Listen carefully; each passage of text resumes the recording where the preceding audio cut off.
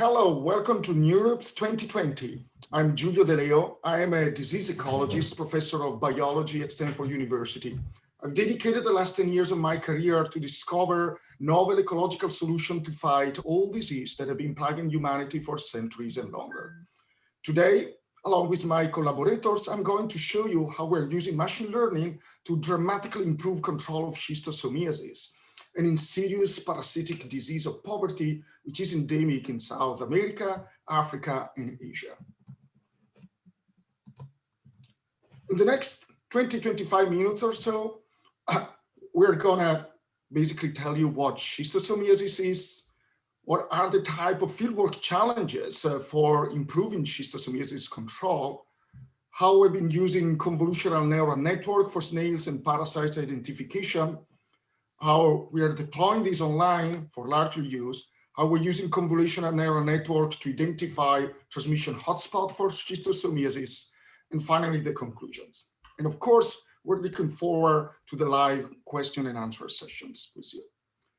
Because this is a complex problem that requires many distinct expertise, we have assembled an unusual presentation to give voices to a few of the many collaborators who have helped to address these questions, and that you will see during this presentation.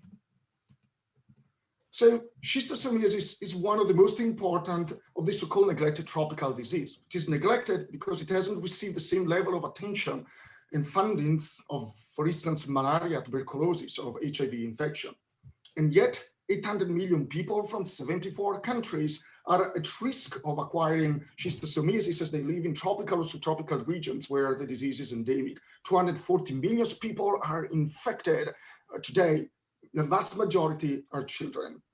And in the time we're going to give these presentations, about 10 people will die because of the pathology that are associated with this worm of the genus Schistosoma. The pathology is mostly caused by inflammatory processes caused when the eggs produced by the parasites try to leave the human body. You can see here in this picture the mating couple of parasites, the female in green, living in the grove of the male in red. They can live in the blood vessels of a person for up to 30 years. So they can produce quite damage in the lifespan of chronic infection.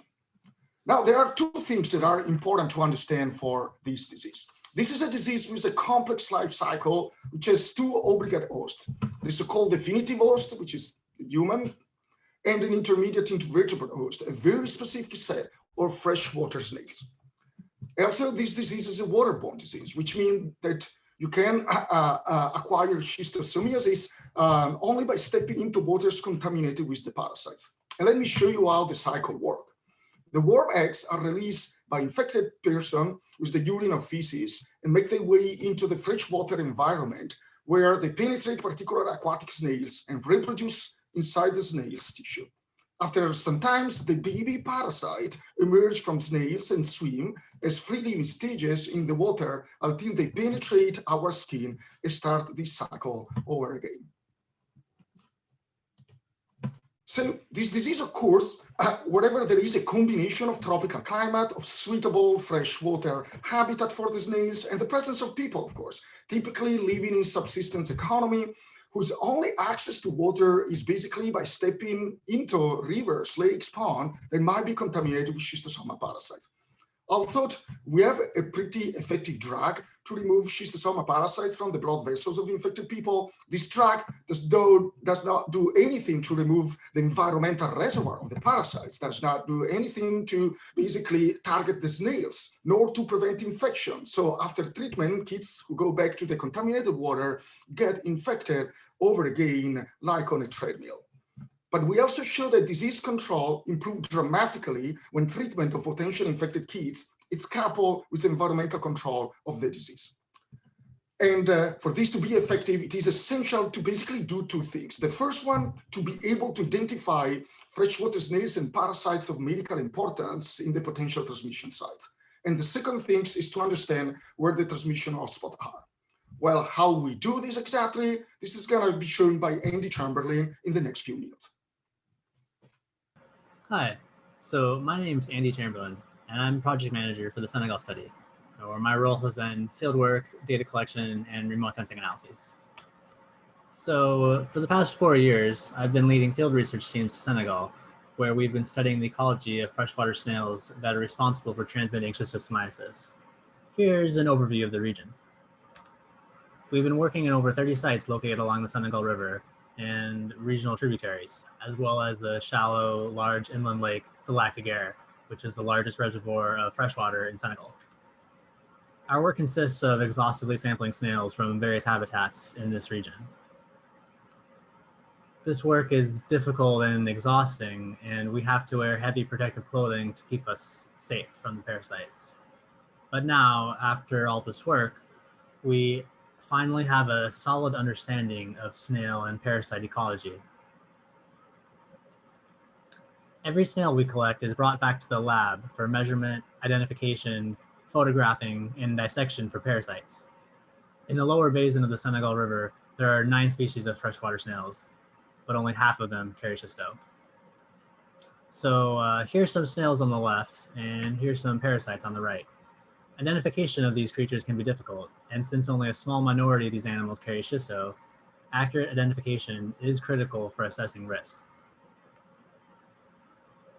Here's a good example. In this slide, only 2 images are of a human parasite, and the rest only infect cows, birds, or other animals. Trained lab techs capable of correctly identifying these can be really hard to come by. So this is one place where AI computer vision can help. So another one of my roles in this project has been to collect drone imagery of the water sites. Here we have a typical riverside village environment where schisto is very rampant. Over time, we began to learn which parts of this environment snails prefer to live in. As you can see here, there's an open water area next to a village with a lot of vegetation surrounding it. This is pretty typical of the region. At first, we weren't using drones, but we found ourselves stuck, wondering why in some villages we'd find infection levels in kids of over 90%, but we'd be unable to find any snails or snail habitat in any of the nearby shallow water where snail sampling was typically done.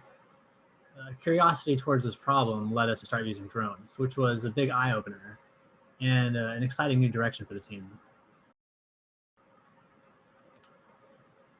Here's a close-up ground view of a typical water site. You can see some standard features. An open water area used by people, surrounded by tall, emergent reeds, highlighted in green here, and containing floating and partially submerged vegetation in red, which is the snail's absolute favorite habitat.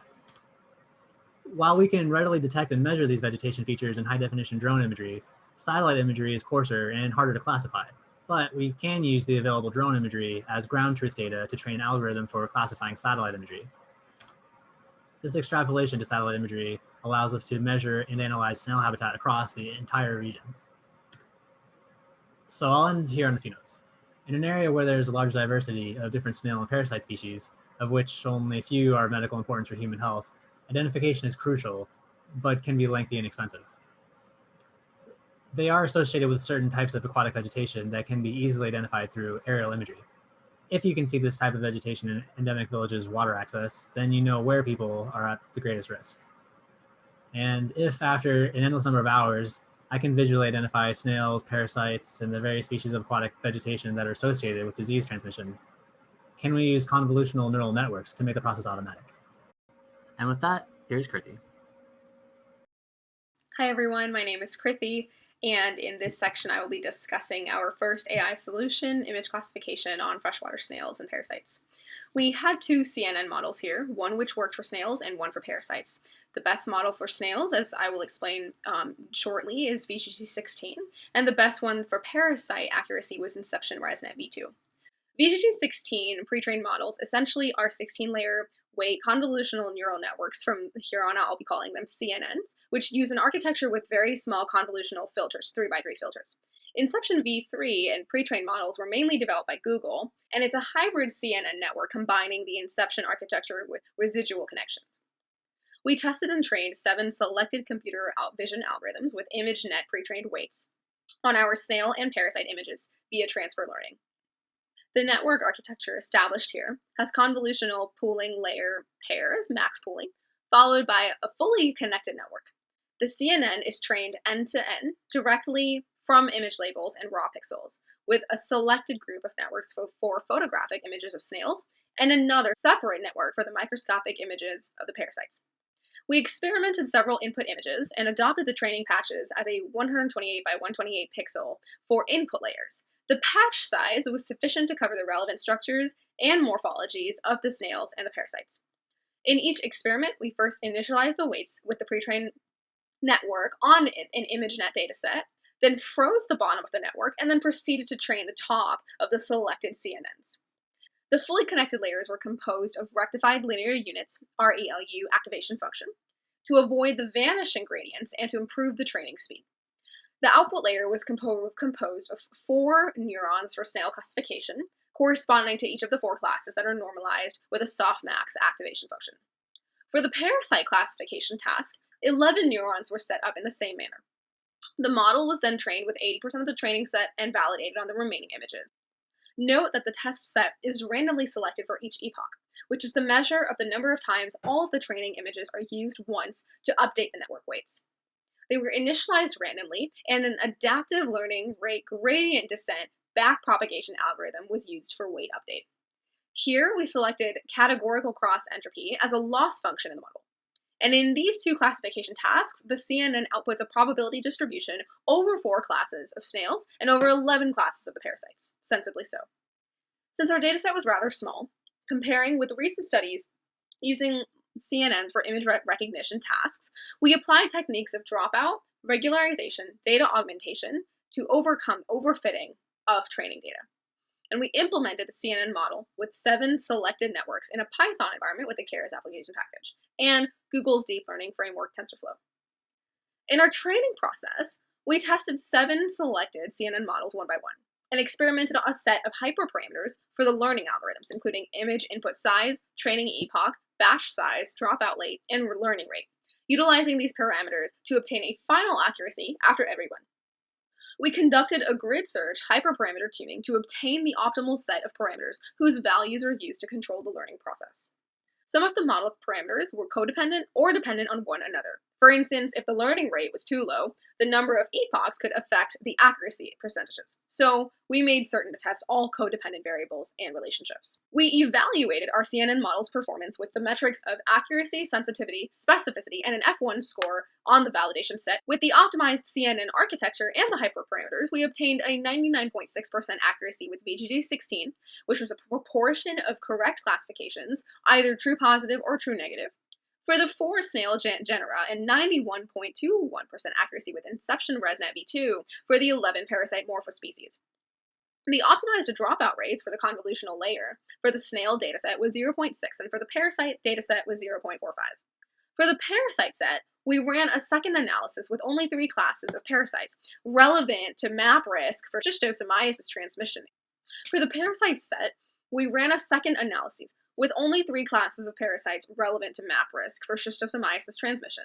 The overall accuracy for the 3 parasite classes increased to 94.78%.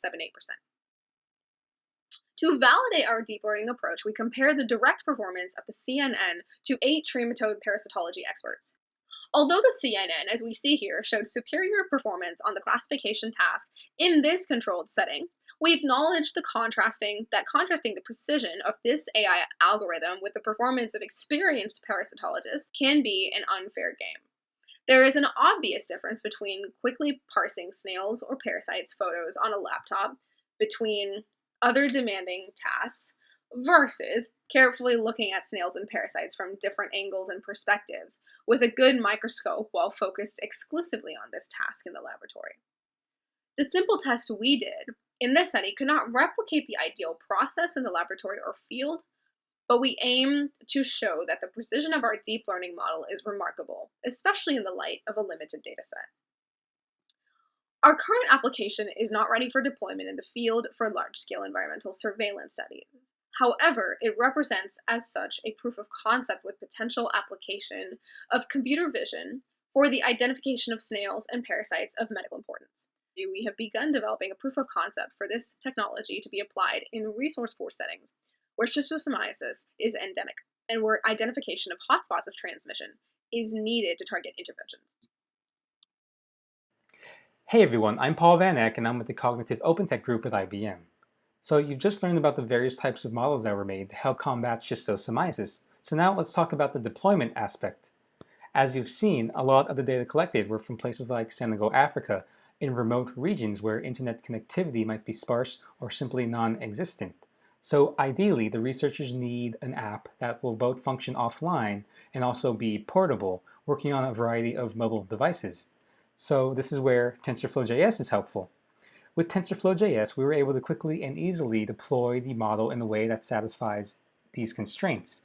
Now, for those who don't know, TensorFlow JS is an open source software library for JavaScript that helps developers to create machine learning models directly in the browser or in Node.js.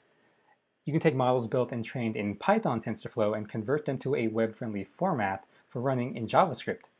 So TensorFlow JS can be used both server-side and client-side, but let's focus on the main advantages of running it in the browser. First, the user does not have to install anything, and using the app is as simple as navigating to a web page.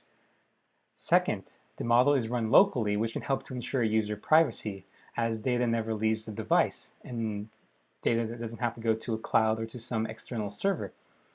With TensorFlow JS, we were able to build something called a progressive web app where users can interact with the models.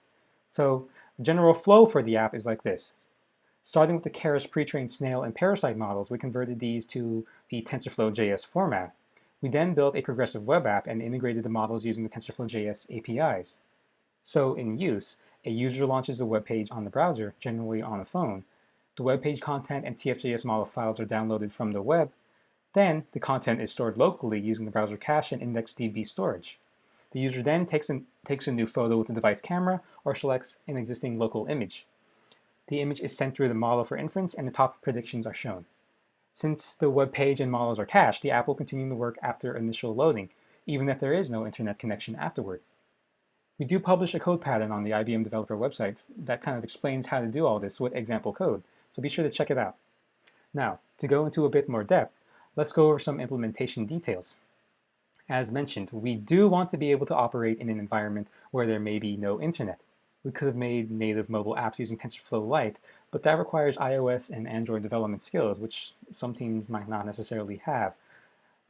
Here we chose an alternative, easier way to meet the requirement. We built a progressive web app, or PWA, with our model using React and TensorFlow JS. In case you are not familiar, a PWA is a class of web apps that gives web pages a native app-like feel with the ability to run on most modern web browsers. This makes cross-platform development much easier since we just need to develop one version of the app using HTML and JavaScript. So to run offline, a progressive web app uses a service worker to cache and serve content. So you only really need internet access on the first load, on the first visit, to install or cache the app assets. For saving the model, we use IndexedDB, and IndexedDB is a JavaScript-based object-oriented database and can be useful for significant amounts of data. So most modern web browsers do support this feature. With all of this, we can then use the TFJS APIs to load the models, save them into IndexedDB, and then run inference on them. We do make the code open source for this whole app, along with the data from the research, so the Git repo is listed here if you do want to check it out. So let's actually try out the app. So here I'm kind of in a So this is the app, and I'll kind of go into like a mobile view, which would be the typical view for most users using this app. So if you first notice that I am offline, let me just turn off my Wi-Fi just to actually prove that I'm offline and refresh the page.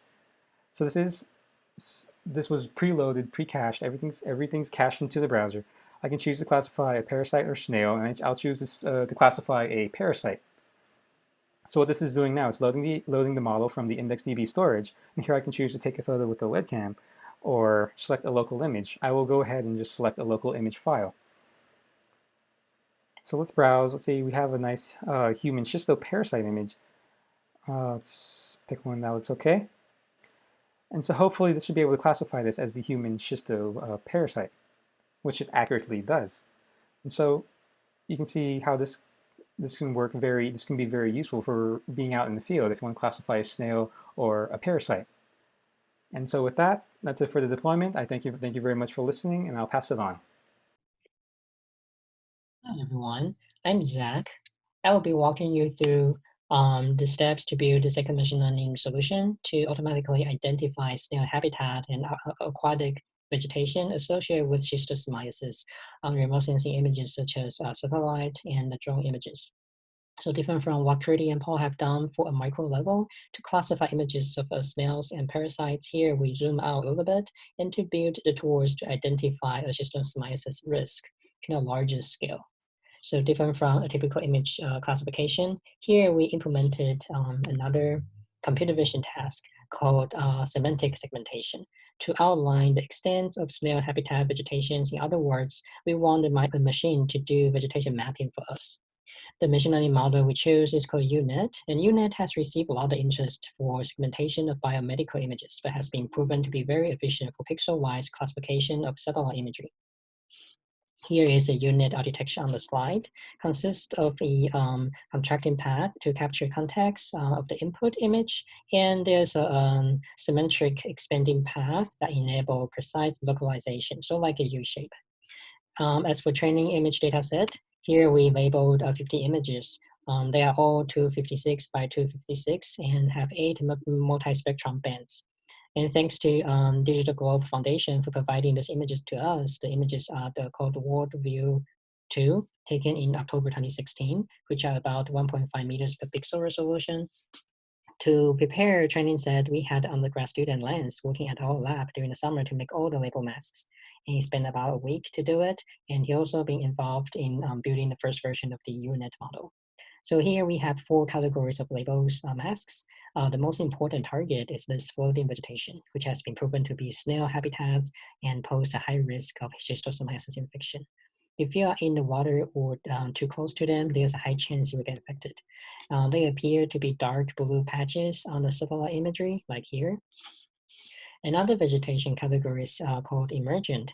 The difference between these two vegetations is that emergent is always on the shoreline and close to the shore, but floating, not floating on the water. And we also have land and water categories in Senegal. Land category are mostly like farmlands and villages. One thing to mention is that about 85% of our dataset covered with water and land, only 5% for floating vegetation and 10% for emergent. So this is an unbalanced dataset. But with training in the UNet, even with training from scratch, the model yield a pretty good accuracy on this segmentation task. And all of our code are open source and we're in Python, Keras with TensorFlow backend to construct our UNet network. So here are some results for satellite imagery. So you can see the floating vegetation, some satellite imagery, like dark bluish patches along the coast here and here. And you can also see emergent vegetation and land and water. So here it's the one of the results, and floating vegetation will be in red color, because which you can see seems to be do a pretty good job. And accuracy is about 95% on the test set and 85% on our holdout validation set. Those, so we call external data, which means those images are not included in the training, and those are from other regions in Senegal. And here, also want to show you some results for drone imagery. We did the same procedure to prepare a training set for drone images, but the training accuracy is not as good as a satellite imagery model. There are a couple of reasons for that. The main reason is that drone images were taken on different time of day. So Andy went to the field and to take the drone photos from different times of day. There are various lightings on the vegetations. There are also glares on the water. So each drone images appear to have a slightly different color thing. So it's pretty hard for the model to be generalized. And satellite imagery are all very standardized, so they don't have this problem. And here you can see the floating vegetation being mapped in red color. And here also some misclassified pixels here. So to conclude, this machine learning solution can help identify schistosomiasis risk in a larger region. So once you obtain a new satellite imagery, the trend model can map out the risk in a very short time. Then we can use the model output to inform the local government about the risk on the water. Thanks a lot, Zach. So let me wrap up our presentation. I hope we've been able to convince you that convolutional neural network is a very efficient approach for the classification of snails and parasites of medical importance.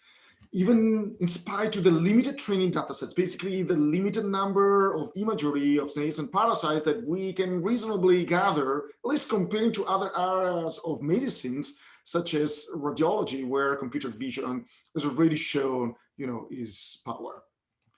We also show how, thanks to the integration of old-fashioned but essential field work with drone and satellite imagery and the use of convolutional neural network, we can now identify a potential hotspot of schistosomiasis transmission at a scale and with a speed that was simply not conceivable before.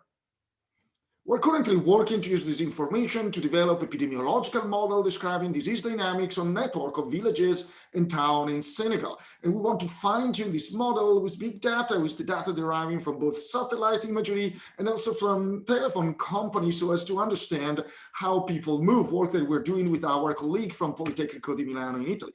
Ultimately, we want to develop a surveillance system that year after year will help the health authorities to understand the type of intervention that should be prioritized in terms of medical interventions or environmental intervention, and where and when. In conclusion, we usually say it takes a village. Well, in our case, it took 16 villages. This is the number of villages we work with. And also, it took an international team comprising in the overall more than 30 people among researchers, students, and staff from 4 continents and 9 countries. The important message here is that machine learning is opening up new frontiers to fight neglected tropical diseases, and it allows us to operate at a scale that was not possible before. Of course, this needs to be public knowledge, not for profit, and we totally understand it is only by joining forces with the machine learning expert around the world, we can achieve results that are so much more important than the sum of the parts. And so we are so proud to be here today to share our research with you in such an important conference.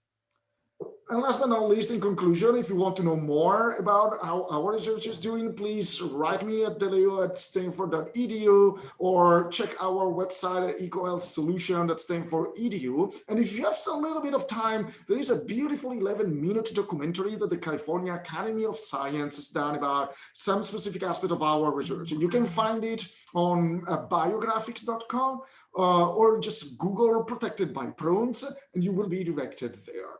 Well, enjoy it. And yes, we're ready to take questions. Thank you very much for your attention.